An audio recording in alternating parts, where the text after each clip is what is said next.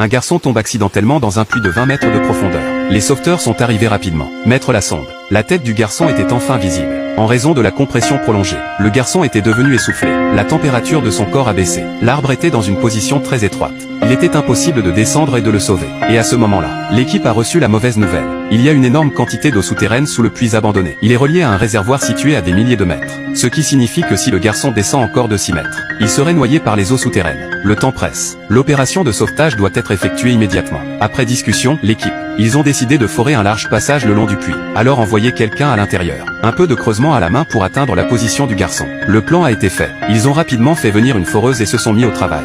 De l'autre côté, le garçon était coincé depuis plus de 7 heures. Il devenait anxieux. Les sauveteurs ne pouvaient que continuer à le rassurer. Pendant ce temps, le temps a continué à se dégrader. Un éclair traverse le ciel. La plateforme de forage était un paratonnerre naturel.